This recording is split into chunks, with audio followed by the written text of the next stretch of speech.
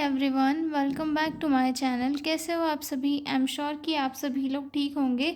तो चलिए हम लोग आज का वीडियो स्टार्ट करते हैं। आज के वीडियो में हम लोग जो है ईटिंग डिसऑर्डर डिस्कस करेंगे, ठीक है। तो जो लोग भी चैनल पर नए हैं वो लोग चैनल को सब्सक्राइब कर ले। और हाँ, अगर आपको पीडीएफ नोट्स की रिक्वायरमेंट हो तो डिस्क्रिप्शन में मेरा मेल दिया हुआ है, आप उस पर कांटेक्ट करके नोट्स ले सकते हो पीडीएफ के फॉर्म में, ठीक है। तो चलिए स्टार्ट करते हैं। Eating disorder. ईटिंग डिसऑर्डर क्या है? ईटिंग से ही हमें समझ में आ रहा है कि मतलब खाने से रिलेटेड डिसऑर्डर। ईटिंग डिसऑर्डर एक टाइप का ऐसा डिसऑर्डर होता है जिसमें पर्सन या तो बहुत ज़्यादा खाने लग जाता है, या फिर मोटा हो जाऊंगा, या फिर अच्छा नहीं दिखूंगा, ये सारी चीज़ें सोच सोच कर एकदम से खाना बंद कर देता है। मतलब बहुत कम खाता है और वो भी डर डर के खाता है, ठीक है। ये चीज़ें सिर्फ पर्सन की बॉडी पर ही नहीं, जबकि उसके माइंड पर भी असर करती है। पर्सन को धीरे धीरे ये डर लगने लग जाता है कि यार मैं बहुत मोटा हो जाऊंगा तो मैं नहीं खाता। वो कई बार खाना छुपा देता है, या तो फिर कई बार खाने के टेक्सचर से ही हम लोग क्या करते हैं, हमें जो चीज़ें पसंद होती है उन्हें तो हम खा लेते हैं, लेकिन कुछ कुछ चीज़ें ऐसी होती है जो हमें पसंद नहीं होती, लेकिन हो सकता है वो सेहत के लिए अच्छी हो, तो हम लोग क्या करते हैं कि नहीं खाते, कि भाई हमें पसंद नहीं है तो हम लोग ये चीज़ें जो है नहीं खाएंगे, ठीक है। तो ईटिंग डिसऑर्डर में ये चीज़ें जो है सीवियर इस पे चले जाती है। कोई पर्सन जो है बहुत एक्सट्रीम इसमें खाना खाने लग जाता है, या फिर एकदम खाना कम कर देता है। क्योंकि उसे डर है कि उसका जो वेट है वो ज़्यादा हो जाएगा, वो उसकी जो फिज़िकल इमेज है, यानी कि उसकी जो ग्रूमिंग है वो डिस्टर्ब हो जाएगी, वो अच्छा नहीं दिखेगा, ये सारी चीज़ें हो सकती है। तो इस वजह से वो क्या कर लेता है, खाना बंद कर देता है, ठीक है। तो ये सारी चीज़ें किसके अंदर इंक्लूड होती है? ईटिंग डिसऑर्डर के अंदर, ठीक है। इंट्रोडक्शन से स्टार्ट करते हैं। Eating disorder are the serious mental health problems related to disturbed eating behavior. They affect the person's physical health, emotion health and social life. Eating disorder का मतलब ऐसे मेंटल प्रॉब्लम्स है जहाँ पर नॉर्मल ईटिंग हैबिट्स जो है disturb हो जाती है, ठीक है। ये पर्सन की जो फिज़िकल हेल्थ है, मतलब उसकी जो पूरी बॉडी है, उसके साथ साथ उसकी जो इमोशनल हेल्थ है, यानी कि उसके माइंड में जो भी इमोशंस वगैरह चल रहे हैं, और जो सोशल लाइफ है, ये सारी चीज़ें जो है डिस्टर्ब कर देता है, ठीक है। मतलब कि जो पेशेंट है वो बहुत कम खाता है, या फिर बहुत ज़्यादा खाता है, या फिर गलत तरीके से खाता है, ये सारी चीज़ें जो है एक ईटिंग डिसऑर्डर वाले पेशेंट में देखने के लिए मिल सकती है, ठीक है। Common adolescents and young adults specially female. और ये जो कंडीशन है ईटिंग डिसऑर्डर वाली, ये किस में देखी जाती है? ये जो है एडोलसेंट्स में देखी जाती है, और यंग एडल्ट में, यानी कि जो 18-19 से 20-22 के बीच की लड़कियां हैं, इन लोगों में ज़्यादा देखी जाती है। अभी तो हालांकि 15 के बाद वाली सारी लड़कियों में देखी जाती है कि भाई मुझे स्लिम ट्रिम रहना है, तो मैं ये नहीं खाऊंगी, वो नहीं खाऊंगी, और इसका ऑब्सेशन वो इतना ज़्यादा अपने दिमाग पे हावी कर लेते हैं कि वो जो है खाना ही बंद कर देते हैं, ठीक है। या तो फिर एकदम जंक फूड वगैरह खाते हैं। जो मतलब ऐसे लोग हैं जो अपनी हेल्थ के ऊपर ध्यान नहीं देते, उन्हें सिर्फ खाने से प्यार है, तो वो बहुत ज़्यादा खाते हैं, जंक फूड वगैरह खाते हैं, जिनकी वजह से क्या होता है, वेट गेन होता है, बॉडी में फैट वगैरह बढ़ जाता है, और पेशेंट को जो है प्रॉब्लम्स फेस करनी पड़ती है, ठीक है। They may be caused by biological, psychological and socio cultural factor. और ये किन किन रीज़न से कॉज हो सकता है? बायोलॉजिकल फैक्टर से कॉज हो सकता है, जैसे कि ब्रेन में किसी इम्बैलेंस की वजह से, या फिर जेनेटिक फैक्टर की मदर फादर को रहा हो, उससे उसके कारण बच्चे में आ रहा है, ठीक है। साइकोलॉजिकल फैक्टर की वजह से हो सकता है, या फिर सोशियो कल्चर फैक्टर्स की वजह से हो सकता है, ठीक है। If it not treated they can lead to serious health complication and even death. और अगर इसे टाइम पे ट्रीट नहीं किया गया तो ये एक सीवियर इलनेस का रूप ले सकती है, इवन जो है डेथ भी कॉज कर सकती है। मतलब अगर कोई पेशेंट है वो खाना नहीं खा रहा है, तो उसकी बॉडी भी कहाँ तक धैर्य रखेगी, वो भी एक टाइम तक अपना काम करना बंद कर देगी, और पेशेंट की क्या हो जाएगी, डेथ हो जाएगी, ठीक है। डेफिनेशन देखते हैं। Eating disorder is a psychological disorder in which a person has abnormal eating habits like eating too little, too much, or unhealthy patterns, leading to problems in health and functioning. यानी कि जो eating disorder एक type का psychological disorder है, जिसमें patient की eating habits जो है एबनॉर्मल हो जाती है, जैसे कि या तो पेशेंट बहुत कम खाता है, या फिर बहुत ज़्यादा खाता है, या फिर जो है अनहेल्थी पैटर्न, जैसे कि जिससे उसकी हेल्थ पे बुरा असर पड़े, जैसे कि उठे छूटे कभी भी खा लिए, ठीक है, तो उसकी जो डेली फंक्शनिंग है, उसकी जो हेल्थ है, उसके ऊपर असर पड़े, तो ये चीज़ें क्या कहलाती है, ईटिंग डिसऑर्डर कहलाती है, ठीक है। फिर से एक और बार डेफिनेशन समझते हैं। ईटिंग डिसऑर्डर एक ऐसा साइकोलॉजिकल डिसऑर्डर है जिसमें पर्सन जो है एबनॉर्मल ईटिंग हैबिट्स सीख जाता है, मतलब जो पर्सन है धीरे धीरे अपनी जो है ईटिंग हैबिट्स है वो एबनॉर्मल कर लेता है। जैसे कि या तो वो किसी चीज़ के डर के कारण जो है बहुत कम खाएगा कि भाई मैं मोटा नहीं हो जाऊँ, इस चीज़ के डर के कारण बहुत कम खाएगा, या फिर बहुत ज़्यादा खाएगा क्योंकि उसे जो आदत लग गई है कि भाई एक्सेस खाना है, ठीक है, या फिर अनहेल्थी पैटर्न में खाएगा, कभी भी उठ रहा है कभी भी छूट रहा है खा रहा है, ठीक है। तो ये सारी वो कंडीशंस वो करेगा क्योंकि उसका जो ब्रेन है वो उसके वश में नहीं है, उसके ब्रेन में साइकोलॉजिकल डिस्टर्बेंस के कारण वो ये सारी एक्टिविटीज़ करता है, ठीक है। और इन सारी जो आदतें हैं इनके कारण जो पेशेंट की हेल्थ है उसकी उसमें प्रॉब्लम्स देखने के लिए मिलती है, ठीक है। आगे देखते हैं हम लोग टाइप्स ऑफ ईटिंग डिसऑर्डर की, कौन कौन से टाइप होते हैं ईटिंग डिसऑर्डर के। सबसे फर्स्ट आता है इसमें एनोरेक्सिया नर्वोसा। एनोरेक्सिया नर्वोसा को हम आगे एक और वीडियो में मैं उसमें पूरा जो एनोरेक्सिया नर्वोसा है उसे पूरा डिटेल में एक्सप्लेन करूँगी, तो हम लोग और लगे तो मैं उसकी जो लिंक है इस वीडियो के डिस्क्रिप्शन में भी डाल दूँगी, ठीक है। एनोरेक्सिया नर्वोसा क्या होता है कि इसमें पेशेंट जो है काफ़ी कम खाता है, ठीक है। In anorexia nervosa person eat very little and has intense fear of gaining weight. मतलब इसमें जो पेशेंट है वो काफ़ी कम खाता है और उसे ये डर होता है कि उसका कहीं वेट नहीं बढ़ जाए, ठीक है। They feel they are fat even they are very thin. मतलब पेशेंट को ये लगता है कि वो जो है बहुत मोटा है जबकि वो बहुत पतला होता है, फिर भी उसे ये लगता है कि मैं बहुत मोटा हूँ और अगर मैं ज़्यादा खाऊंगा तो मैं जो है बहुत मोटा हो जाऊंगा। तो इस डर के कारण जो पर्सन है वो काफ़ी कम खाना खाता है, ठीक है। Leads to severe weight loss, weakness, menstrual problem. और जिसके कारण जो पर्सन है उसका वेट लॉस देखने के लिए मिलता है काफ़ी इसमें, क्योंकि अगर पर्सन जो है अपनी डाइट के अकॉर्डिंग खाना ही नहीं खाएगा, डर डर के रहेगा, इतना सा खा लिया इतना सा खा लिया, अगर ऐसी एक्टिविटीज़ भी करेगा तो सीधी सी बात है उसके वेट में गिरावट देखने के लिए मिलेगी। साथ ही साथ अगर वो कोई फीमेल है तो उसके मेंस्ट्रुअल में डिस्टर्बेंस देखने के लिए मिलेगा और जो है मेल और फीमेल दोनों की बॉडी में वीकनेस देखने के लिए मिलेगी, ठीक है। अगला पॉइंट देखते हैं ब्लूमिना नर्वोसा, सॉरी बुल्मिया नर्वोसा, ठीक है। इसमें क्या होता है, पर्सन जो है बहुत ज़्यादा फूड एक साथ खाने लगता है, ठीक है। Person has repeated episodes of being eating over eating large amounts followed by compensatory behaviors like vomiting, using laxatives, fasting और ओवर एक्सरसाइज।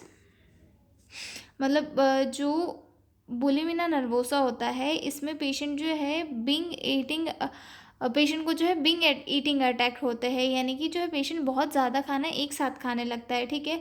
फिर गिल्टी फील करके वो जो है वॉमिट कर देता है, ठीक है। लग्जेटिव्स लेता है या फिर ओवर एक्सरसाइज करता है जिसकी वजह से वेट तो मोस्टली पेशेंट का नॉर्मल ही रहता है, लेकिन बॉडी जो है बॉडी की जो इमेज है वो डिस्टर्ब हो जाती है, ठीक है। तो बुलिमिना नर्वोसा क्या है, पर्सन जो है बहुत ज़्यादा खाना खाता है लेकिन उसके बाद उसे गिल्ट फील होता है, फिर वो लग्जेटिव वगैरह खाता है, फास्ट करता है और फिर ओवर एक्सरसाइज वगैरह करता है, ठीक है। इसमें वेट जो है नॉर्मल रहता है लेकिन बॉडी इमेज डिस्टर्ब हो जाती है, ठीक है। अगला टाइप देखते हैं ईटिंग डिसऑर्डर का।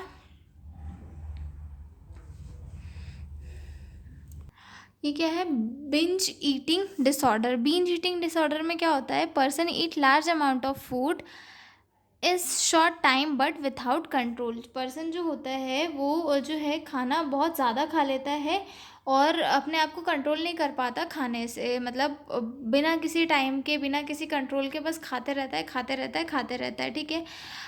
Unlike bulimia there is no vomiting और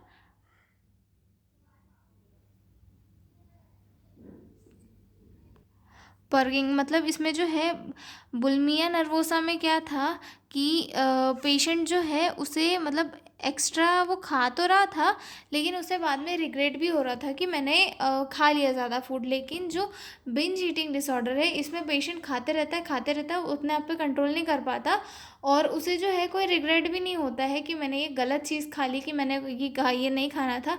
वो सिर्फ खाते रहता है, और इवन इसके कारण क्या होता है, पेशेंट का जो वेट है वो बहुत ज़्यादा बढ़ जाता है। ओबेसिटी या फिर डायबिटीज़, हाइपरटेंशन, ये सारी जो कंडीशंस है पेशेंट में उसके बाद देखने के लिए मिलती है। ठीक है, अदर ईटिंग डिसऑर्डर्स भी है, जिसमें फर्स्ट आता है पिका।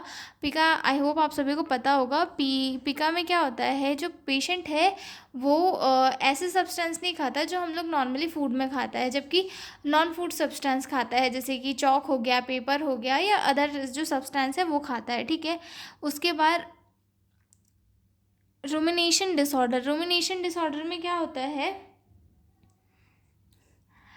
Repeatedly bringing up swallowed food and chewing it again. जो पेशेंट होता है वो अपने खाए हुए खाने को वापस से ये अपने मुंह में लाकर वापस चबाता है, और फिर देन उसे जो है अंदर करता है। ये काफ़ी ख़राब प्रोसेस है, लेकिन ये भी एक डिसऑर्डर के अंदर इंक्लूड होती है। ठीक है, avoidant restrictive food intake disorder, not eating certain food due to fear, dislike और टेक्सचर।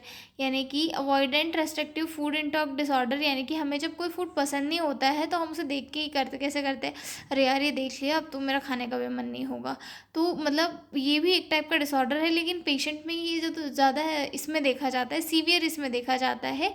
लेकिन वैसे होता तो नॉर्मल है, लेकिन सभी को होता है, लेकिन कुछ कुछ लोगों में ज़्यादा ही होता है, जिसे एक डिसऑर्डर कहते हैं। ठीक है, कॉजेज़ देख लेते हैं कि ईटिंग डिसऑर्डर के कॉजेज़ क्या क्या है। सबसे फर्स्ट आता है इसमें बायोलॉजिकल डिसऑर्डर, जो जेनेटिक फैक्टर्स की वजह से हो सकता है, जैसे कि फैमिली में किसी को रहा हो तो उसके कारण हो सकता है। ठीक है, उसके बाद ब्रेन में केमिकल इम्बैलेंस के कारण हो सकता है। ठीक है, उसके बाद आता है साइकोलॉजिकल कॉजेज़ में लो सेल्फ स्टीम के कारण हो सकता है। ठीक है, उसके बाद परफेक्शनिज्म के चक्कर में हो सकता है। जो मॉडल्स होती है, सुपर मॉडल्स, उनके जैसे दिखने के लिए लड़कियां क्या करती है कि मैं कम खाऊंगी तो मैं अच्छी दिखूंगी, मैं सुंदर दिखूंगी, मैं ऐसा मैं वैसा, ये सारी चीज़ें करती है, खाना नहीं खाती है और अपने आप को जो है वीक कर लेती है। ठीक है, डिप्रेशन या फिर एंजाइटी के कारण भी हो सकता है। ठीक है, आगे देखते हैं सोशियो कल्चरल फैक्टर के कारण भी जो है हो सकता है। Pressure to be thin, media influence, fashion trends. जो मैंने अभी बताया कि मॉडल्स वगैरह रहती है वो बहुत पतली ये रहती है, हालांकि उनकी लाइफ तो पूरी मेंटेन रहती है, लेकिन जो है कई बार कुछ लड़कियों को भी शौक होता है कि हम ये करेंगे, तो वो मीडिया के इन्फ्लुएंस में आके या फिर जो है पतले रहने के प्रेशर में आके जो है अपने आप को मेंटेन रखती है, खाना वाना नहीं खाती है और ये सारी चीज़ें करती है, जिसके कारण उनमें जो है एक ईटिंग डिसऑर्डर धीरे धीरे बढ़ने लग जाता है। ठीक है, आगे देखते हैं फैमिली फैक्टर्स भी होते हैं, जैसे कि ओवर प्रोटेक्टिव या और क्रिटिकल फैमिली इन्वायरमेंट। जैसे कि किसी की फैमिली जो है ओवर प्रोटेक्टिव होती है कि तुम्हें ये नहीं खाना है, तुम्हें वो नहीं खाना है, वो कुछ कुछ होती है ना, अभी नई नई मम्मियाँ, मेरे बेटे को ये नहीं देना, मेरे बेटे को वो नहीं देना। तो इस टाइप के अगर फैमिली में कोई बच्चा रहा है तो उसके कारण भी जो है उसकी जो मेंटल स्टेबिलिटी है उस पर असर पड़ता है कि भाई मैं ये नहीं खाऊंगा, अभी ये अवेलेबल नहीं है तो मुझे ला के दो, मैं ये नहीं खाऊंगा। तो इन सारी चीज़ों के चक्कर में भी जो पर्सन है उसके दिमाग में एक डिसऑर्डर धीरे धीरे बढ़ने लग जाता है। ठीक है, आगे देखते हैं क्लिनिकल फीचर्स। इसके क्या क्या क्लिनिकल फीचर्स हो सकते हैं। वैसे तो हमने इसके टाइप्स में ही इसके क्लिनिकल फीचर डिस्कस कर लिए थे कि जो बहुत ज़्यादा खाता है, कम खाता है। ठीक है, तो इसमें स्टार्टिंग करते हैं फिजिकल फीचर्स से कि फिजिकल जो पेशेंट है उसकी बॉडी में क्या क्या चेंजेस देखने के लिए मिलेंगे। वेट लॉस होगा या तो फिर वेट गेन होगा। जैसे कि हमने देखा था बिंज ईटिंग डिसऑर्डर में क्या था, वेट बढ़ रहा था क्योंकि जो पर्सन था वो अपने आप को कंट्रोल नहीं कर पा रहा था। वहीं पे एनोरेक्सिया नर्वोसा और बुलिमिया नर्वोसा में क्या था कि वेट लॉस हो रहा था। ठीक है, उसके बाद पेशेंट की बॉडी में वीकनेस देखने के लिए मिल सकती है। ठीक है, hormonal problems, menstrual changes, dry skin, brittle hair, ये सारी जो सिम्टम्स है वो पेशेंट की बॉडी में देखने के लिए मिल सकती है। ठीक है, उसके बाद आते हैं साइन एंड सिम्टम्स क्या देख सकते हैं, फियर ऑफ गेनिंग वेट, मतलब उन लोगों के अंदर जो है ज़्यादा वेट तो नहीं हो जाएगा, इस चीज़ का डर दिखाई देता है, ठीक है। बॉडी की इमेज डिस्टर्ब दिखाई देती है, किसके कारण, मोस्टली जो बुलिमिया नर्वोसा है और बिंज ईटिंग डिसऑर्डर है, इनके कारण बॉडी की इमेज डिस्टर्ब शो होती है, ठीक है। उसके बाद आता है डिप्रेशन, डिप्रेशन भी शो हो सकता है, इरिटेबिलिटी पेशेंट में शो हो सकती है, ठीक है। उसके बाद अगला पॉइंट आता है बिहेवियरल चेंजेस। बिहेवियरल चेंजेस में क्या क्या हो सकते हैं, skipping meals, hiding food, binge eating, vomiting after meals और एक्सेसिव एक्सरसाइज, ये सारी चीज़ें जो है हमें उसके बिहेवियरल चेंजेस में दिख सकती है, ठीक है। कॉम्प्लिकेशन की बात करें तो कॉम्प्लिकेशन में माल न्यूट्रिशन हो सकता है खाना अच्छे से नहीं खाने की वजह से, ठीक है। उसके बाद इलेक्ट्रोलाइट इम्बैलेंस हो सकता है, हार्ट प्रॉब्लम हो सकती है, ज़्यादा वेट अगर गेन हो गया तो उस कंडीशन में किडनी फेलियर हो सकता है, इनफर्टिलिटी कॉज हो सकती है, और इवन सीवियर केसेस जहाँ पे पेशेंट को ट्रीट नहीं किया जा रहा है, काउंसलिंग नहीं दी जा रही, या फिर न्यूट्रिशन इम्बैलेंस अगर हुआ है तो उन्हें प्रॉपर मेंटेन बैलेंस नहीं किया गया तो वहाँ पर डेथ भी हो सकती है, ठीक है। आगे देखते हैं हम लोग मैनेजमेंट और ट्रीटमेंट ऑफ ईटिंग डिसऑर्डर। सबसे फर्स्ट आता है इसमें मेडिकल केयर। मेडिकल केयर में जो है पेशेंट के जो न्यूट्रिशन की वैल्यूज़ है वो करेक्ट करनी होती है, ठीक है। इलेक्ट्रोलाइट बैलेंस करना होता है, ठीक है। पेशेंट के जो फिजिकल कॉम्प्लिकेशंस है उन्हें ट्रीट करना सबसे मेनली। उसके बाद जो मेडिसिन इसमें कौन सी दे सकते हैं हम लोग, मेडिसिन में एंटी डिप्रेसेंट ड्रग और एंटी एंजाइटी ड्रग अगर जो है, अगर जो ईटिंग डिसऑर्डर डिप्रेशन और एंजाइटी के साथ है तो उस कंडीशन में जो है दे सकते हैं, ठीक है। उसके बाद साइकोथेरेपी दे सकते हैं पेशेंट को। साइकोथेरेपी में कॉग्निटिव बिहेवियर थेरेपी, मतलब उसके बिहेवियर में चेंजेस लाके उसकी जो थॉट प्रोसेस है उसको चेंज करके जो है उसकी जो ऐसे एबनॉर्मल बिहेवियर है उसे कम कर सकते हैं, ठीक है। सपोर्टिव काउंसलिंग के थ्रू पेशेंट को हम लोग समझा सकते हैं कि आप जो है ऐसी थिंकिंग मत लाइए दिमाग में, इससे कुछ नहीं होता है, ये सारी चीज़ें कर सकते हैं, ठीक है। उसके बाद बात करते हैं हेल्थ एजुकेशन की। हेल्थ एजुकेशन में जो है पेशेंट को अवेयर करना है अपनी हेल्थ और ईटिंग से लेकर कि आपकी बॉडी इमेज इससे ज़्यादा डिस्टर्ब नहीं होगी, आप इतना परेशान मत होइए, इस तरीके से, ठीक है। उसके बाद आगे देखते हैं नर्सिंग मैनेजमेंट। नर्सिंग मैनेजमेंट में क्या देखेंगे, ठीक है, build trusting relationship with patient. Nurses को जो है पेशेंट के साथ एक ट्रस्टेड रिलेशनशिप बिल्ड करना है ताकि पेशेंट जो है उनके ऊपर भरोसा कर पाए और नर्सेज की बात को सुने समझे कि भाई नर्स बोल क्या रही है, ये सही बोल रही है या गलत बोल रही है, इसकी बोली हुई चीज़ें मेरे लिए फ़ायदेमंद है या नहीं।